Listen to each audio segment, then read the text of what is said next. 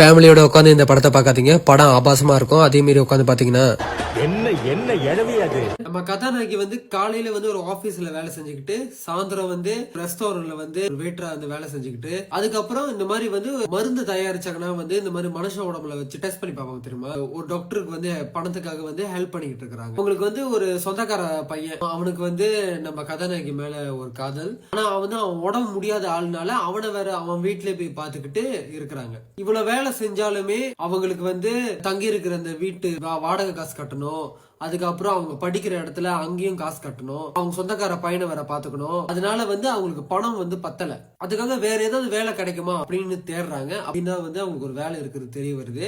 அந்த வேலைக்கு வந்து இன்டர்வியூக்கு போறாங்க. ஒரு லேடி தான் வந்து இந்த இன்டர்வியூ எடுக்கிறா. இது என்ன மாதிரி வேலைன்னு பாத்துட்டா, வயசான பணக்காரவங்க இருக்கிறாங்க. அந்த இடத்துல வந்து ஆபாசமா அரகுற உடுப்பை போட்டுக்கிட்டு அவங்களுக்கு சாப்பாடு எடுத்து வைக்கிறது, தண்ணி ஊத்தி கொடுக்கறது, இந்த மாதிரி நீ வந்து செய்யணும். ஆனா அந்த வயசானவும் உன்னை பத்தி எந்த கம்ப்ளைண்டும் பண்ணிடக்கூடாது அப்படின்ற மாதிரியா அந்த லேடி சொல்றா.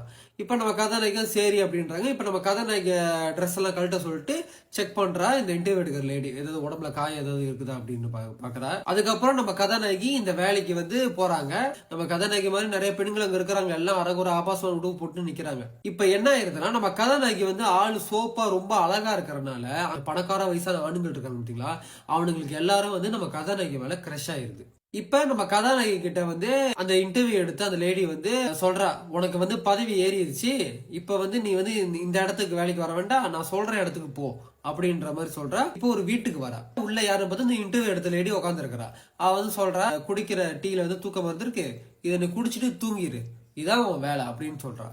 இப்ப நம்ம கதாநாயகி அதே மாதிரி குடிச்சிட்டு, இப்ப நம்ம கதாநாயகி தூங்கினதுக்கு அப்புறம் உன்னோட துணி எல்லாத்தையும் கழட்டிட்டு இப்ப படுக்க வச்சுட்டு, இப்ப வயசானவங்க இருக்காங்க பாத்தீங்களா, அவங்களை ஒருத்தனையா அப்படி ரூமுக்கு அனுப்பி விடுறா இந்த இன்டர்வியூ எடுக்கிற லேடி.